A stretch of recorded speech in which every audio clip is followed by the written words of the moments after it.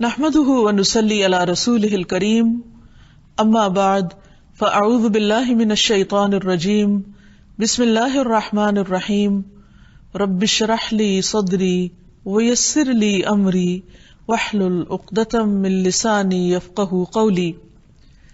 ناظرین، پروگرام اللہ کے خوبصورت نام کے ساتھ آپ کی خدمت میں حاضر ہیں۔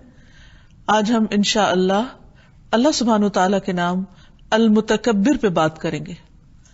المتکبر کا معنی ہے بہت بڑائی والا۔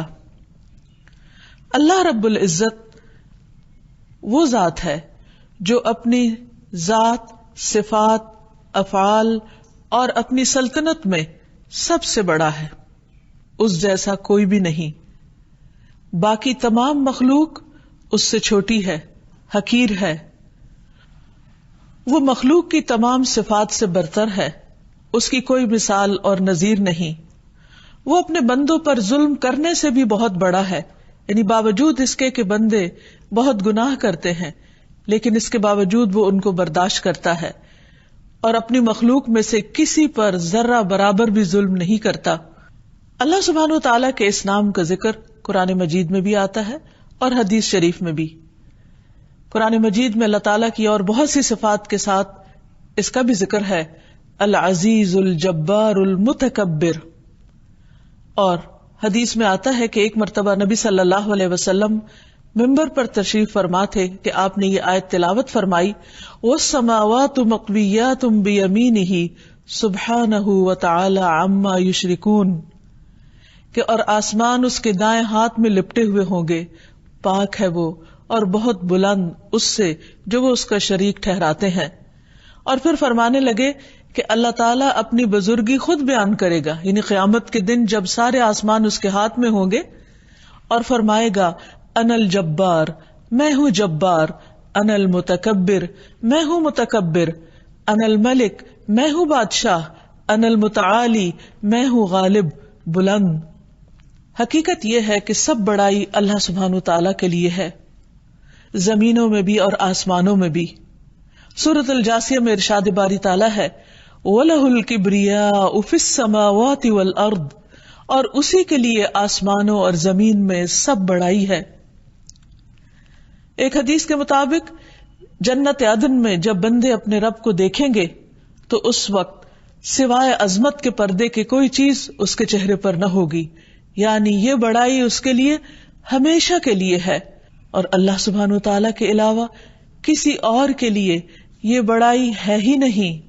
اسی لیے اللہ سبحانہ وتعالیٰ نے جب ابلیس نے انکار کیا اللہ تعالیٰ کے حکم کا تو اس وقت اس کو صاف فرما دیا، قال فاہبط منہا فما یکون لک ان تتکبر فیہا فاخرج انک من الصاغرین، فرمایا یہاں سے اتر جا، کیونکہ تیرے لیے یہ نہ ہوگا کہ تو اس میں تکبر کرے، یعنی اللہ سبحانہ تعالیٰ کا حکم نہ مانے اور اپنی مرضی کرے، سو نکل جا، یقیناً تو ذلیل ہونے والوں میں سے ہے۔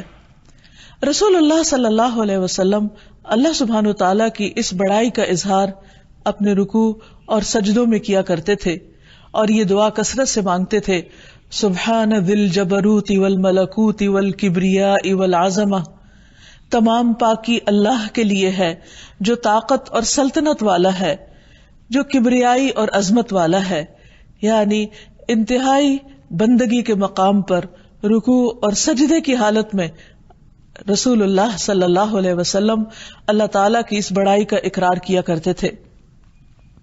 ہمیں بھی چاہیے کہ ہم بھی حقیقی معنوں میں اللہ سبحانہ تعالیٰ کی عظمت اور بڑائی کو محسوس کریں۔ پھر یہ ہے کہ اللہ سبحانہ تعالیٰ کی بڑائی کا معنی یہ بھی ہے کہ اللہ تعالیٰ اپنے کمتر ہونے کی نفی فرماتا ہے۔ اگر ہم اللہ سبحانہ تعالیٰ کی بڑائی کو محسوس کرنا چاہیں تو اس کی کائنات میں غور و فکر کریں۔ اس نے جو کچھ بنایا ہے، خواہ آسمانوں میں ہو یا زمین میں، اس کی نشانیاں ہر طرف بکھری ہوئی ہیں، ان میں سے کوئی چیز بھی ایسی نہیں کہ جس کا مقابلہ انسان کر سکے، کوئی انسانی دماغ کر سکے، خواہ ساری دنیا کے لوگ مل کر بھی، اکٹھے ہو کر بھی اس کی تخلیق کی طرح کوئی چیز تخلیق کرنا چاہیں تو وہ ان کے بس میں نہیں۔ یہی سے انسان کا کمتر ہونا اور رب کا بڑا ہونا ثابت ہوتا ہے۔ اسی لیے اللہ سبحانہ تعالیٰ نے مخلوق کے لیے اس صفت کو پسند نہیں کیا، یعنی کبریائی، بڑائی اور عظمت کی صفت صرف اور صرف اللہ سبحانہ تعالیٰ کے لیے ہے، اور بندوں میں سے جو بھی بڑا بننا چاہتا ہے اللہ سبحانہ تعالیٰ اس سے سخت ناراض ہوتا ہے. اسی لیے ایک حدیث کے مطابق کوئی شخص ایسا جنت میں جا بھی نہ سکے گا جس کے دل میں ایک رائی کے دانے برابر بھی تکبر ہوگا، یعنی جو اپنے اندر کسی بھی طرح اپنے آپ کو بڑا سمجھے. بندہ ہونے کی حیثیت سے ہم پر لازم ہے کہ ہم اللہ سبحانہ تعالیٰ سے اس نام کے واسطے سے دعا کریں اور اس کی بڑائی کو تسلیم کریں، اور اپنی ہر ضرورت اور اپنی ہر حاجت میں اللہ تعالیٰ کو پکارتے رہیں اس کی بڑائی کو تسلیم کرتے ہوئے، کیونکہ اس سے نہ مانگنا تکبر کی علامت ہے. قرآن مجید میں اللہ تعالیٰ فرماتے ہیں وَقَالَ رَبُّكُمُ ادْعُونِي أَسْتَجِبْ لَكُمْ إِنَّ الَّذِينَ يَسْتَكْبِرُونَ عَنْ عِبَادَتِي سَيَدْخُلُونَ جَهَنَّمَ دَاخِرِينَ. اور تمہارے رب نے فرمایا کہ مجھے پکارو، مجھ سے مانگو، میں تمہاری دعا قبول کروں گا. بے شک وہ لوگ جو میری عبادت سے تکبر کرتے ہیں ان قریب ذلیل ہو کر جہنم میں داخل ہوں گے. اس لیے انسان کو ہمیشہ اللہ سبحانہ تعالیٰ کے سامنے جھکتے رہنا چاہیے، اپنی عاجزی اور مسکنت کا اظہار کرتے رہنا چاہیے، اپنی حاجتیں اسی کے سامنے رکھنی چاہیے، اور اپنی زبان سے بھی اس کی بڑائی کا اظہار کرنا چاہیے. حضرت سعد سے روایت ہے کہ ایک بدو نبی صلی اللہ علیہ وسلم کی خدمت میں حاضر ہوا. اس نے عرض کیا کہ مجھے ایسا کلام سکھائیں جسے میں پڑھتا رہوں. آپ نے فرمایا یوں کہو لا الہ الا اللہ وحدہ لا شریک لہ اللہ اکبر کبیرا والحمد للہ کثیرا وسبحان اللہ رب العالمین لا حول ولا قوة الا باللہ العزیز الحکیم. اس نے عرض کیا کہ یہ سارے کلمات تو میرے رب کے لیے ہیں، میرے لیے کیا ہے؟ آپ نے فرمایا یوں کہو اللہم اغفر لی وارحمنی واہدنی وارزقنی، اے اللہ مجھے معاف کر دے، مجھ پر رحم فرما، مجھے ہدایت دے اور مجھے رزق عطا فرما. اور اگر دیکھا جائے تو ان کلمات میں جن کو آپ صلی اللہ علیہ وسلم نے اس بدو کو سکھایا، اس میں اللہ سبحانہ تعالیٰ کی بڑائی کا ہی ذکر ہے. لا الہ الا اللہ وحدہ لا شریک لہ اللہ اکبر کبیرہ، یعنی صرف اللہ اکبر نہیں بلکہ اللہ اکبر کبیرہ، تاکید کے لیے کہ اللہ بڑا ہے، بہت ہی بڑا. اور اگر انسان ان کلمات کو ادا کرے تو اس کے لیے لازم ہے کہ اللہ سبحانہ تعالیٰ کی بڑائی کو محسوس بھی کرے.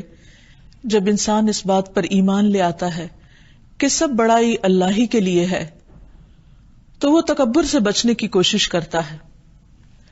رسول اللہ صلی اللہ علیہ وسلم نماز میں فاتحہ سے پہلے یہ دعا پڑھا کرتے تھے اعوذ باللہ من الشیطان من نفخہ ونفثہ وہمزہ، اے اللہ میں شیطان مردود کے ہمز، نفخ اور نفخ سے آپ کی پناہ میں آتا ہوں.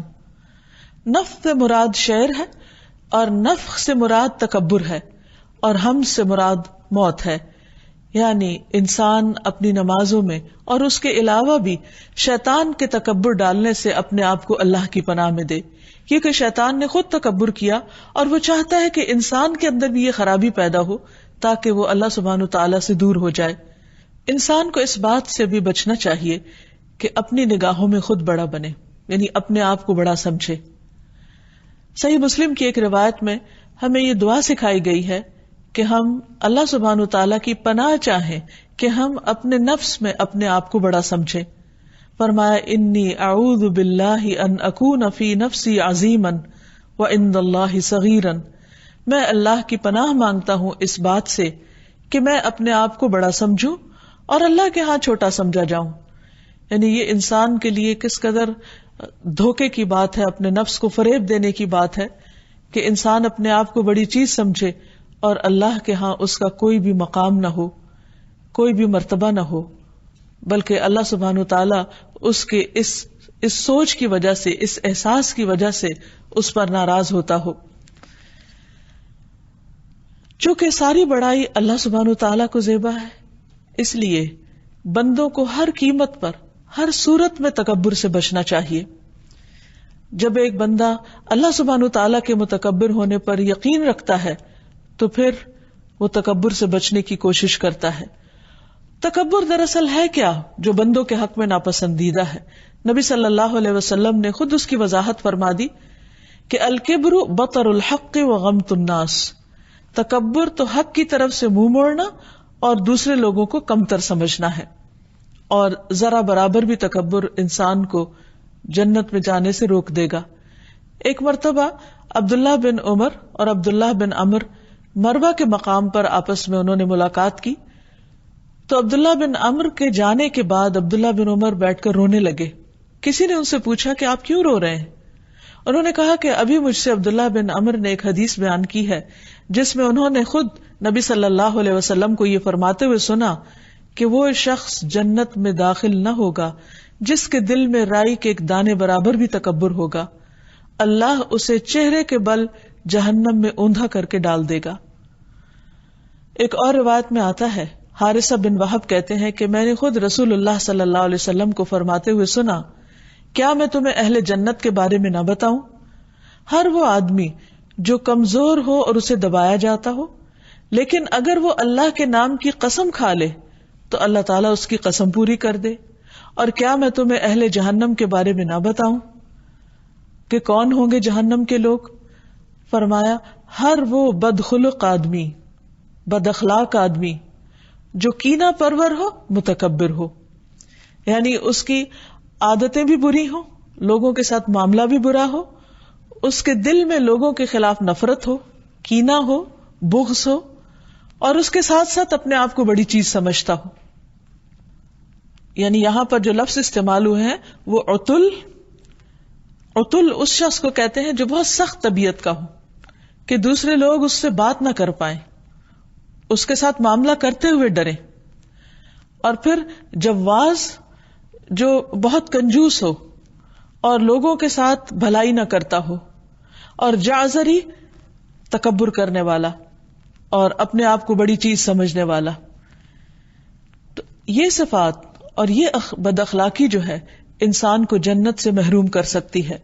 نبی صلی اللہ علیہ وسلم نے فرمایا، جس شخص کی روح اس کے جسم سے اس حال میں جدا ہو کہ وہ 3 چیزوں سے بری ہو تو وہ جنت میں داخل ہوگا. یعنی 3 چیزیں اس کے اوپر نہ ہو.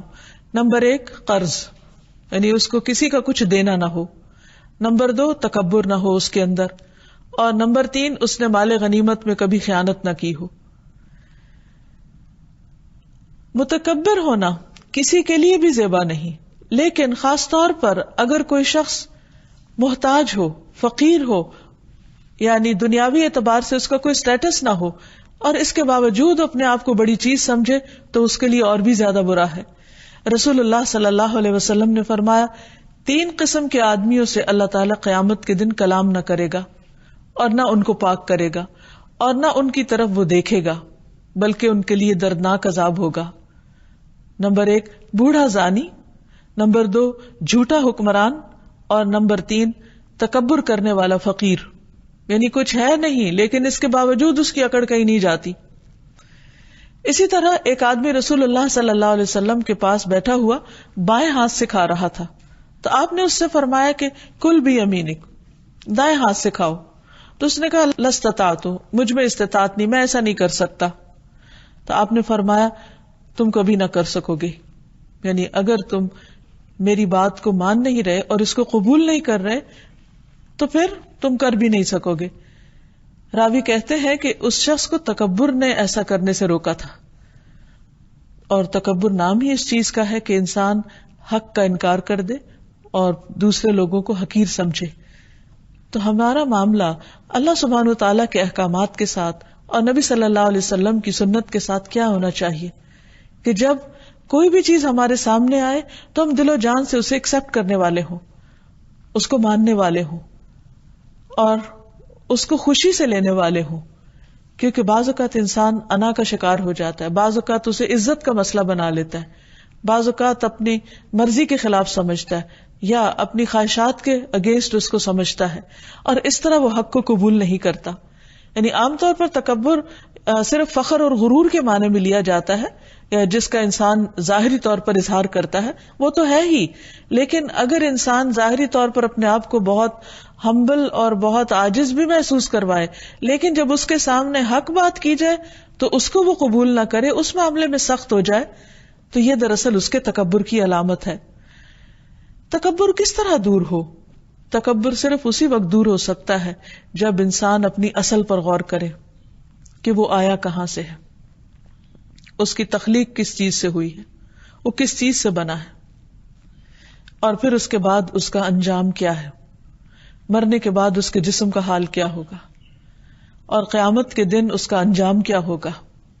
ایک حدیث میں آتا ہے، نبی صلی اللہ علیہ وسلم نے فرمایا، قیامت کے دن متکبروں کو چیونٹیوں کی طرح پیش کیا جائے گا، یعنی جو اپنے آپ کو بہت بڑی چیز سمجھتے ہیں وہ حشر کے میدان میں چیونٹیوں جیسے ہوں گے، گویا کہ ان کی شکلیں انسان جیسی ہی ہوں گی، یعنی چہرہ چیونٹی کی طرح نہیں ہوگا، انسان اپنی اصل شکل پر ہی ہوگا۔ ہر حقیر چیز ان سے بلند ہوگی، یہاں تک کہ وہ جہنم کے ایک ایسے قید خانے میں داخل ہو جائیں گے جس کا نام بولس ہے، اور ان لوگوں پر آگوں کی آگ چھا جائے گی، یعنی معمولی آگ نہیں، بہت بڑی آگ چھا جائے گی، اور وہ طینۃ الخبال کا پانی پیئیں گے، اور طینۃ الخبال ہے جہنم والوں کی پیپ، یعنی باقی جہنم والے جلنے سے ان کے جسم پر جو زخم ہو جائیں گے، ان زخموں میں جو پیپ ہوگی وہ پیپ بہ بہ کر جہاں اکٹھی ہوگی، تو ان متکبرین کو جب پیاس لگے گی تو وہاں سے پینے کو کہا جائے گا۔ تو اگر کوئی شخص اس انجام کو یاد رکھے تو وہ کبھی بھی تکبر نہیں کر سکتا، اور پھر یہ بات بھی یاد رکھے کہ تکبر کرنے سے انسان کے نیک اعمال بھی ضائع ہو جاتے ہیں۔ رسول اللہ صلی اللہ علیہ وسلم نے فرمایا، جہاد 2 قسم کا ہوتا ہے، جس نے اللہ کی رضا چاہی، امام کی اطاعت کی، عمدہ مال خرچ کیا، اپنے شریک کار لوگوں سے نرمی برتی، فساد سے بچتا رہا، تو بلا شبہ ایسے مجاہد کا سونا اور جاگنا سبھی اجر و ثواب کا کام ہے۔ یعنی جو لوگ اللہ کی راہ میں نکلیں ان کے سامنے اللہ ہی کی رضا ہو، اور جس لیڈر کے ساتھ وہ نکلے اس کی بات بھی مانے، اور اللہ کے راستے میں جب مال خرچ کریں تو بہترین حصہ خرچ کریں، اور جو اس کے آس پاس اور لوگ ہوں، اس کے ساتھی ہوں، شریک کار ہوں، ان کے ساتھ نرمی کا برتاؤ کریں، اور فتنے فساد سے بچیں۔ تو ایسا شخص جب اللہ کی راہ میں نکلتا اور جب تک واپس آتا ہے، اس کا سونا، کھانا، پینا، چلنا پھرنا، ہر چیز اجر و ثواب کا باعث بنتی ہے۔ اس کے برعکس جو شخص فخر، دکھلاوے اور شہرت کی غرض سے نکلے، امام کی نافرمانی کرے، زمین میں فساد کرے، تو بلا شبہ ایسا آدمی برابری کے ساتھ بھی نہیں پلٹتا، یعنی گناہ سے بچ کے آنا اس کا مشکل ہے، اور اس کے لیے اجر میں سے کچھ بھی نہیں، یعنی خواہ وہ اس راستے میں تھکے اور تکلیفیں اٹھائے اور بڑے بڑے کارنامے سر انجام دے، لیکن جب وہ پلٹے گا تو خالی ہاتھ ہوگا، کیونکہ اس نے وہ ریکوائرمنٹ پوری نہیں کی جو اللہ کے راستے میں نکلنے کی ہے، اس کے اندر وہ اخلاق نہیں، وہ طور طریقے نہیں، وہ مینرز نہیں کہ جو اللہ سبحانہ وتعالیٰ کو پسند ہے اور جو بندوں کے لیے بھی خیر و بھلائی کا باعث ہے۔ تکبر اس لیے بھی برا ہے کہ انسان دوسروں کے لیے اذیت کا باعث بن جاتا ہے۔ ایسا شخص جو ہر وقت خود کو بڑی چیز سمجھے اور دوسروں کو حقیر سمجھے، اس کے آس پاس کے لوگ اپنا کانفیڈنس لوز کر جاتے ہیں، اس کے آس پاس کے لوگ اس سے انکمفرٹیبل ہو جاتے ہیں، اس کے آس پاس کے لوگوں کے لیے زندگی دوبھر ہو کر رہ جاتی ہے۔ اس لیے انسان کو انسانوں کے ساتھ اچھے اخلاق کے ساتھ، اچھے معاملات کے ساتھ رہنا بہت ضروری ہے، اور یہ اسی صورت میں ہو سکتا ہے جب انسان اپنے دل کی بڑائی کو ختم کرے اور ساری بڑائی صرف اور صرف اللہ سبحانہ وتعالیٰ ہی کے لیے مانے۔ یہ بھی یاد رہے کہ تکبر کفر کا ایک رکن ہے۔ ابن القیم کہتے ہیں کہ کفر کے 4 ارکان ہیں۔ نمبر 1 تکبر، نمبر 2 حسد، نمبر 3 غضب یعنی غصہ، اور غصہ بھی بنیادی طور پر تکبر ہی کی وجہ سے آتا ہے، اور نمبر 4 شہوت۔ اور جب کسی کے اندر یہ چیزیں آتی ہیں تو پھر اللہ سبحانہ وتعالیٰ ایسے لوگوں کے دلوں پر مہر لگا دیتا ہے، انہیں اپنی غلطیوں کا احساس بھی نہیں دیتا، اور اس طرح وہ مسلسل اللہ کی نافرمانی میں زندگی بسر کر کے دنیا سے رخصت ہوتے ہیں۔ پھر جیسا کہ پہلے عرض کیا گیا کہ نبی صلی اللہ علیہ وسلم نے تکبر کو 2 حصوں میں تقسیم کیا، ایک بطر الحق جس کا معنی یہ ہے کہ اللہ کے احکام کے آگے بڑائی ظاہر کرنا، یعنی اللہ کے مقابلے پہ آ جانا کہ اللہ تعالیٰ یہ آپ کا حکم ہے، اور دوسری طرف میری مرضی، میرے دل کی بات. اور دوسری طرف غمت الناس، لوگوں کے ساتھ معاملہ کرتے وقت ان کے ساتھ بدسلوکی کرنا، ان کو اپنے سے کم سمجھنا. ہم دیکھتے ہیں کہ تاریخ میں جن لوگوں نے اپنے آپ کو بڑا سمجھا اور اللہ سبحانہ وتعالیٰ کے سامنے تکبر کا اظہار کیا، ان میں خاص طور پر فرعون، قارون اور حامان ہے. اللہ تعالیٰ فرماتے ہیں وَقَارُونَ وَفِرْعَوْنَ وَحَامَانَ وَلَقَدْ جَاءَهُم مُوسَىٰ بِالْبَيِّنَاتِ فَاسْتَكْبَرُوا فِي الْأَرْضِ وَمَا كَانُوا سَابِقِينَ. اور قارون اور فرعون اور حامان کو بلا شبہ یقیناً ان کے پاس موسیٰ علیہ السلام کھلی نشانیاں لے کر آئے تو وہ زمین میں بڑے بن بیٹھے. یعنی ان لوگوں کو حق قبول کرنے سے کس چیز نے روکا؟ ان کی بڑائی کے احساس نے. اور فرمایا اور وہ بچ نکلنے والے نہ تھے، یعنی ان میں سے ایک ایک کا انجام سب کے سامنے ہے کہ پھر وہ کس نتیجے کو پہنچے. اسی طرح تکبر کرنے والوں میں سب سے پہلے ابلیس کا نام آتا ہے. وَإِذْ قُلْنَا لِلْمَلَائِكَةِ اسْجُدُوا لِآدَمَ فَسَجَدُوا إِلَّا إِبْلِيسَ أَبَى وَاسْتَكْبَرَ وَكَانَ مِنَ الْكَافِرِينَ. اور جب ہم نے فرشتوں سے کہا کہ آدم کو سجدہ کرو تو انہوں نے سجدہ کیا مگر ابلیس، اس نے انکار کیا اور تکبر کیا اور کافروں میں سے ہو گیا، یعنی انکار کرنے والوں میں شامل ہو گیا، حالانکہ وہ سب کچھ جانتا تھا اور کہا جاتا ہے کہ بہت عبادت گزار بھی تھا. لیکن اس کی ساری عبادت اور اس کا سارا علم اور سب کچھ، اس کی عزت، ہر چیز پامال ہو گئی، ضائع ہو گئی، کیونکہ اس نے اللہ سبحانہ وتعالیٰ کے حکم کے سامنے اپنی مرضی کی، اللہ سبحانہ وتعالیٰ کی بات نہیں مانی. تو یاد رکھیے کہ تکبر بطر الحق ہے. حق سامنے آ جائے، حق سمجھ میں آ جائے اور پھر انسان اسے قبول نہ کرے کہ وہ اس کی مرضی کے خلاف ہے. پھر اسی طرح صرف اللہ سبحانہ وتعالیٰ کے حکم کے سامنے ہی نہیں بلکہ رسول صلی اللہ علیہ وسلم کے یا اللہ سبحانہ وتعالیٰ کی کسی بھی رسول کی بات کے سامنے اپنی بات کو فوقیت دینا اور اپنی مرضی کو بڑا جاننا، یہ بھی تکبر میں ہے. مثلا قرآن مجید میں آتا ہے وَلَقَدْ آتَيْنَا مُوسَى الْكِتَابَ، ہم نے موسیٰ علیہ السلام کو کتاب دی. وَقَفَّيْنَا مِن بَعْدِهِ بِالرُّسُلِ، اور اس کے پیچھے ہم کئی رسول لائے. وَآتَيْنَا عِيسَى ابْنَ مَرْيَمَ الْبَيِّنَاتِ، ہم نے عیسیٰ ابن مریم کو کھلی کھلی نشانیاں دی. وَأَيَّدْنَاهُ بِرُوحِ الْقُدُسِ، اور روح القدس کے ساتھ ہم نے اس کی تائید کی. أَفَكُلَّمَا جَاءَكُمْ رَسُولٌ بِمَا لَا تَهْوَىٰ أَنفُسُكُمْ اسْتَكْبَرْتُمْ، کیا پھر ایسا نہیں ہوا کہ جب کبھی کوئی رسول تمہارے پاس وہ چیز لے کر آیا جسے تمہارے دل نہ چاہتے تھے، تمہاری مرضی نہیں تھی اسے ماننے کی، تو تم نے کیا کیا؟ استکبرتم، تم نے تکبر کیا. تو گویا تکبر کیا ہے؟ اپنی خواہش نفس کو اپنا الہ بنا لینا، اپنی مرضی کو اللہ سبحانہ وتعالیٰ کی مرضی پر مقدم کرنا، آگے رکھنا، اوپر رکھنا اور اللہ تعالیٰ کی بات نہ ماننا. فرمایا فَفَرِيقًا كَذَّبْتُمْ وَفَرِيقًا تَقْتُلُونَ، ایک گروہ کو تم نے جھٹلا دیا اور ایک کو تم نے قتل کر دیا. اور یہ انتہائی ظالمانہ حرکت ہے کہ انسان کسی حق پیش کرنے والے کی جان کے درپے ہو جائے اور اس کی بات کو نیچا دکھائے. تکبر کا دوسرا حصہ غمت الناس، لوگوں کو حقیر سمجھنا، اور یہ بھی بہت بڑا جرم ہے کیونکہ اللہ سبحانہ وتعالیٰ نے بندوں کو حق نہیں دیا کہ وہ دوسرے بندوں کے مقابلے میں اپنی بڑائی کا اظہار کرے، فخر اور غرور کا معاملہ کرے. اور جب کبھی کسی نے ایسا کیا تو دنیا میں ہی اللہ سبحانہ وتعالیٰ نے اس کا انجام اس کو دکھا دیا. سورۃ الکہف میں اللہ تعالیٰ نے ایک واقعہ بیان کیا اور اس سے ایک بہت بڑی بات سمجھائی. اور ان کے لیے ایک مثال بیان کرو، 2 آدمی ہیں جن میں سے ایک کے لیے ہم نے انگوروں کے 2 باغ بنائے اور ہم نے ان دونوں کو کھجور کے درختوں سے گھیر دیا اور دونوں کے درمیان کچھ کھیتی رکھی. دونوں باغوں نے اپنا پھل دیا اور اس میں کچھ کمی نہ کی، اور ہم نے دونوں کے درمیان ایک نہر جاری کر دی اور اس کے لیے بہت سا پھل تھا. تو اس نے اپنے ساتھی سے جب وہ باتیں کر رہا تھا کہا کہ میں تجھ سے مال میں زیادہ ہوں اور نفری میں بھی زیادہ ہوں، زیادہ باعزت ہوں، یعنی انا اکثر منک مالا واعز نفرا.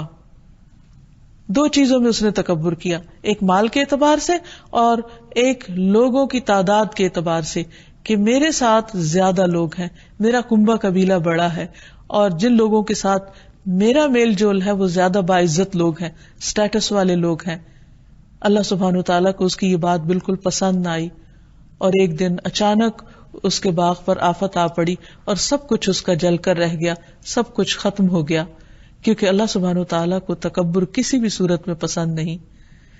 عام طور پر تکبر کا اظہار کس طرح ہوتا ہے؟ نمبر 1، گفتگو میں، باتوں میں. حضرت جابر سے روایت ہے کہ رسول اللہ صلی اللہ علیہ وسلم نے فرمایا، قیامت کے دن میرے نزدیک تم میں سب سے زیادہ محبوب اور قریب بیٹھنے والے لوگ وہ ہیں جو بہترین اخلاق والے ہیں، اور سب سے زیادہ ناپسندیدہ اور میری مجلس سے دور، یعنی قیامت کے دن نبی صلی اللہ علیہ وسلم سے بہت دور وہ ہیں جو زیادہ باتیں کرنے والے، بلا سوچے سمجھے اور بلا احتیاط بولنے والے. صحابہ نے عرض کیا، یا رسول اللہ، بہت باتونی اور زبان دراز کا تو ہمیں علم ہے، لیکن یہ متفحقون کون ہے؟ کیونکہ آپ نے ان کا بھی ذکر کیا تھا. آپ نے فرمایا، المتکبرون، جو تکبر کرتے ہیں، یعنی بوسٹنگ کرتے ہیں، اپنے آپ کو بڑی چیز سمجھتے ہیں، اپنی بڑائیوں کا ذکر کرتے ہیں. اور عام طور پر آپ نے دیکھا ہوگا کہ جب لوگ زیادہ اپنی باتیں کریں، میں، میرا خیال ہے، مجھے، آئی، می، مائی، یعنی ان سیلف سینٹرڈ ہوں، ان کی ساری باتیں اور ان کی ساری چیزیں صرف ان کی اپنی ہی ذات کے ارد گرد گھومتی ہوں، تو یہ چیز بھی تکبر میں شامل ہو جاتی ہے. کیونکہ انسان کو صرف اپنی ہی فکر نہیں ہونی چاہیے، اسے دوسروں کی بھی خیر خواہی کرنی چاہیے، دوسروں کی بات بھی سننی چاہیے، اور دوسروں کے نقطہ نظر کو بھی سمجھنے کی کوشش کرنی چاہیے. اسی طرح تکبر کا اظہار چال میں بھی ہوتا ہے. قرآن مجید میں اللہ کے پیارے بندوں کی جو صفت بیان کی گئی ہے وہ یہ ہے کہ وہ زمین میں بہت آہستگی سے چلتے ہیں، عاجزی کے ساتھ چلتے ہیں. ابو ہریرہ سے روایت ہے کہ رسول اللہ صلی اللہ علیہ وسلم نے فرمایا، ایک شخص 2 چادریں پہن کر اکڑ کے چل رہا تھا تو اللہ سبحانہ وتعالیٰ کو اس کی یہ چال پسند نہیں آئی، اور وہ اپنے جی میں اترا بھی رہا تھا کہ ہے کوئی جو مجھ سا ہو اور سامنے آئے میرے، یعنی میرے جیسا کوئی بھی نہیں، میں سب سے بلند ہوں، سب سے اچھا ہوں. تو اللہ تعالیٰ نے اسے زمین میں دھنسا دیا اور وہ قیامت تک مسلسل دھنستا چلا جائے گا.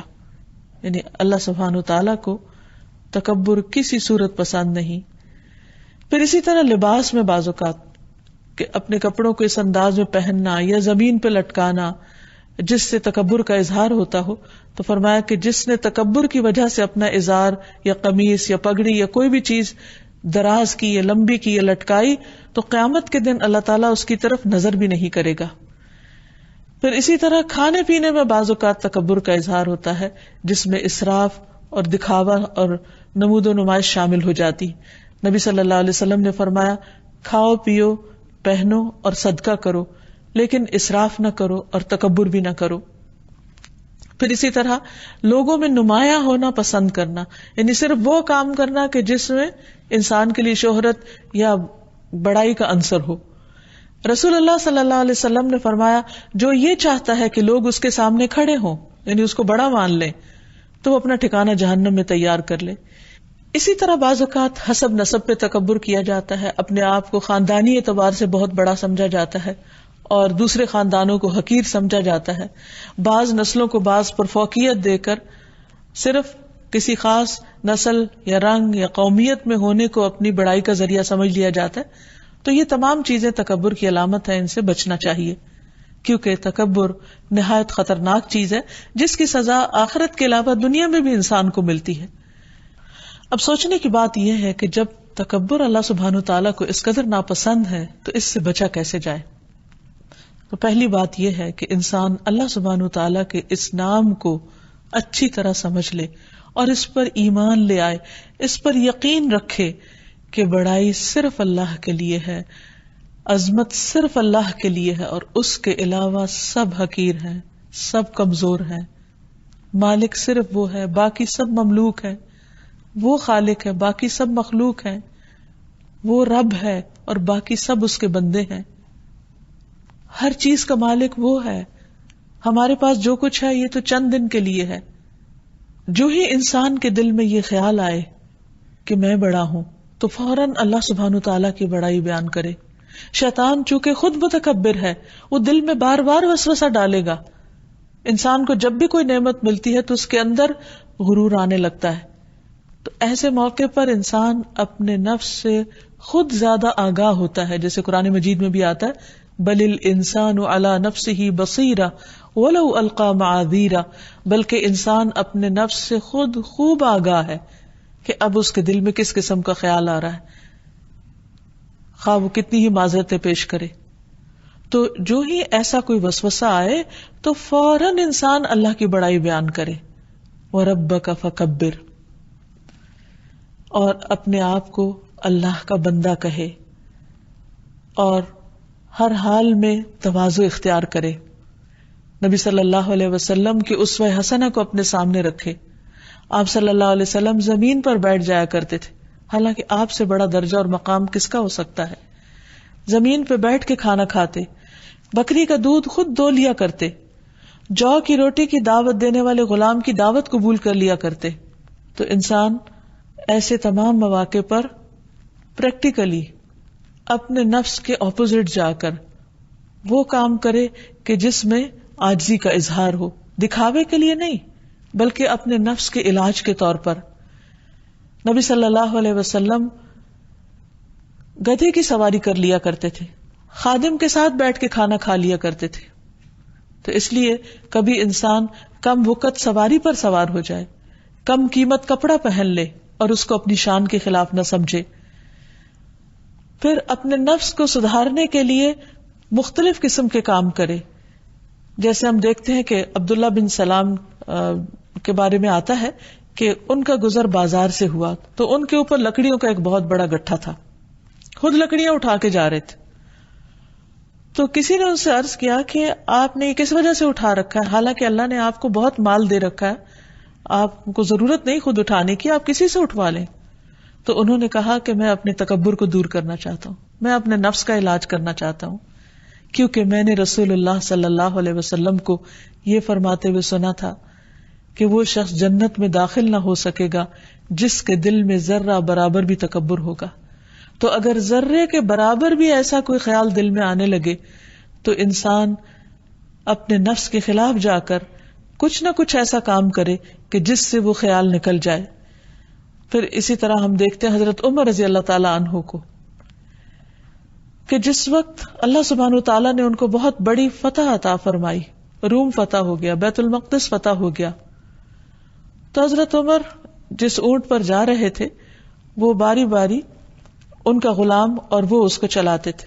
تو جب وہ بالکل اپنے مقام کے قریب پہنچے تو وہ اونٹ سے اتر گئے اور خود اس کی لگام ہاتھ میں لے لی اور چلنا شروع کر دیا۔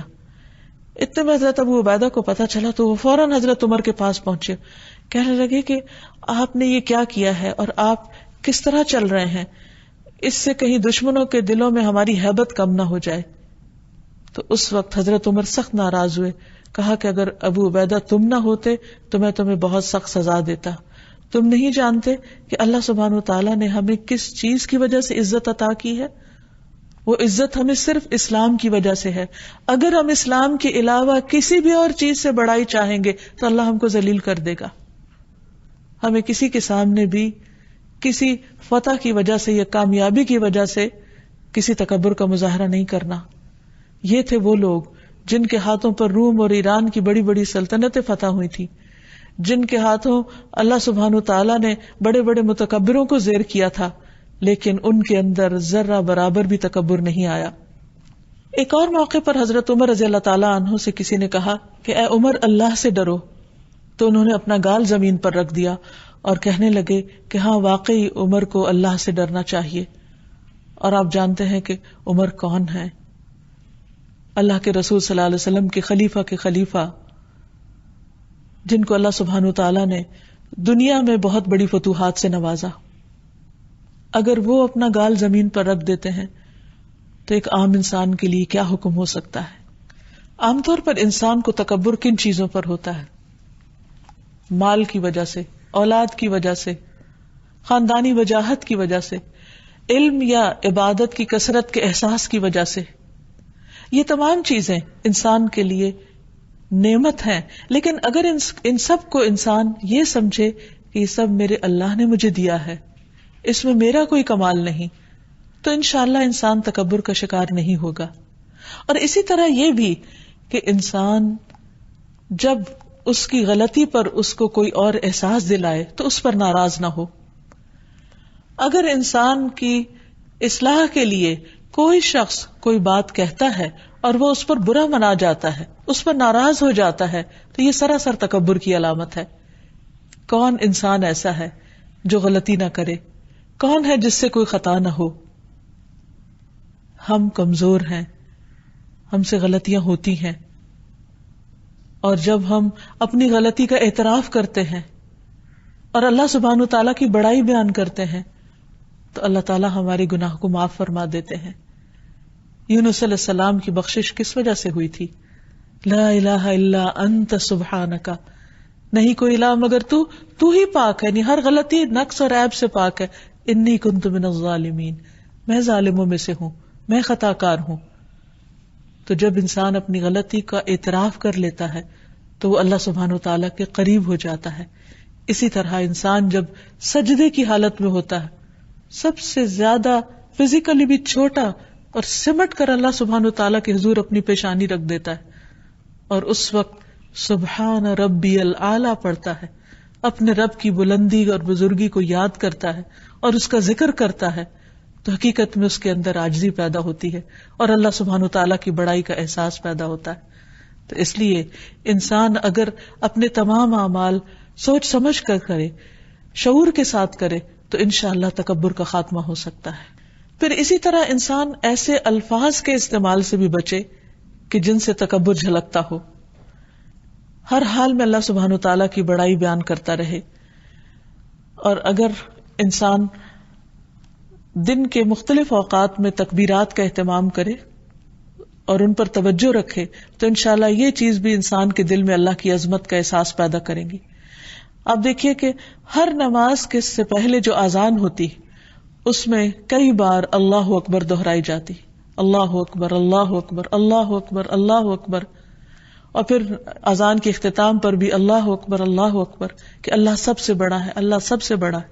کتنی دفعہ ہمیں یاد دلایا جاتا ہے. پھر اسی طرح اقامت میں آپ دیکھیے پھر اللہ اکبر دوبارہ. پھر نماز جب شروع کی جاتی ہے تو نماز کے ہر ایکشن کے شروع میں اللہ اکبر ہوتا ہے، نماز شروع کرتے وقت اللہ اکبر ہے. پھر جب انسان رکوع میں جاتا ہے، پھر سجدے میں جاتا ہے، پھر سجدے سے سر اٹھاتا ہے تو بار بار اللہ سبحانہ تعالیٰ کی بڑائی بیان کرتا ہے. پھر اسی طرح سلام پھیرتے ہی فوراً اللہ اکبر. پھر اسی طرح جب خاص دن آتے ہیں ذو الحج کے تو ان میں سب سے بہترین فعل جو قرار دیا گیا وہ بھی تکبیرات پڑھنا ہے. پھر حج کے موقع پر اللہ سبحانہ وتعالیٰ کی بڑائی بیان کرنا ہے. پھر اسی طرح روزمرہ کی جو تسبیحات ہیں، نماز کے بعد کی جو تسبیحات ہیں، ان میں بھی 34 بار اللہ کی بڑائی بیان کرنا ہے، اللہ اکبر پڑھنا ہے. پھر اسی طرح یہ ہے کہ انسان عام حالات میں بھی اللہ سبحانہ وتعالیٰ کی بڑائی بیان کرتا رہے. نہ صرف یہ کہ خود بھی پڑھے بلکہ دوسروں کو بھی سکھائے. سلمہ رضی اللہ عنہا نے عرض کیا، اللہ کے رسول صلی اللہ علیہ وسلم مجھے کچھ کلمات سکھائیے لیکن وہ زیادہ نہ ہو. آپ نے فرمایا اللہ اکبر 10 بار پڑھا کرو. اللہ تعالیٰ فرماتا ہے کہ یہ میرے لیے ہے. اور جو شخص 100 دفعہ اللہ اکبر پڑھتا ہے تو ام ہانی کہتی ہیں کہ میں نے رسول اللہ صلی اللہ علیہ وسلم سے عرض کیا، اللہ کے رسول صلی اللہ علیہ وسلم مجھے کوئی عمل بتائیے کیونکہ میں بوڑھی اور کمزور ہو گئی ہوں اور میرا بدن بھاری ہو گیا، یعنی میں کوئی بہت چل پھر کے اور بہت زیادہ اور عبادت کے کام نہیں کر سکتی، لیکن کوئی آسان سی چیز بتا دیجئے. آپ نے فرمایا 100 بار اللہ اکبر کہو، 100 بار الحمدللہ کہو، 100 بار سبحان اللہ کہو. یہ سب یعنی اتنا ذکر جو ہے، فرمایا یہ لگام کاٹھی سمیت 100 گھوڑے اللہ کی راہ میں دینے سے بہتر ہے. اتنا زیادہ اس کا اجر و ثواب ہے. 100 اونٹ صدقہ کرنے سے بہتر ہے اور 100 غلام آزاد کرنے سے بہتر ہے. تو یہ تکبیرات کو معمولی نہیں ہے، دیکھنے میں چند کلمات ہیں، لیکن اگر انسان ان کو اللہ سبحانہ وتعالیٰ کی بڑائی کے احساس کے ساتھ ادا کرتا ہے کہ اللہ ہی سب سے بڑا ہے، اللہ ہی سب سے بڑا ہے. اور پھر نبی صلی اللہ علیہ وسلم ہر بلندی کے مقام پر جاتے ہوئے اللہ اکبر پڑھا کرتے تھے کہ انسان جب دوسروں کے مقابلے میں اونچا جانے لگتا ہے تو فزیکلی بھی اس وقت اگر وہ دیکھتا ہے کہ وہ سب سے اوپر چلا گیا تو بھی اللہ کی بڑائی بیان کرتا رہے. اسی لیے جیسے سیڑھیاں ہم چڑھتے ہیں تو ہر قدم اوپر جاتے ہوئے اللہ اکبر پڑھنا چاہیے، تاکہ کسی بھی موقع پر ہمارے دل میں اپنی بڑائی کا احساس یا خیال نہ آئے. اور اللہ سبحانہ وتعالی ہی کی بڑائی ہمیشہ ہمیشہ ہمارے دل پر بھی ہو اور زبان پر بھی ہو، کیونکہ اللہ سبحانہ وتعالی کی بڑائی بیان کرنے سے اعمال قبول ہوتے ہیں، اور دل میں اپنی بڑائی کا خیال آنے سے اعمال ضائع ہو جاتے ہیں۔ اللہ تعالی ہمیں اس کی توفیق عطا فرمائے کہ ہم واقعی اس کے اس نام کو سمجھ کر اس کی عظمت کا احساس دل میں پیدا کریں، اور جب بھی اللہ اکبر کہیں تو واقعی ہمارے دل اور روح کی آواز بھی یہی پکارے کہ اللہ سب سے بڑا ہے، اللہ سب سے بڑا ہے۔ وآخر دعوانا ان الحمد للہ رب العالمین۔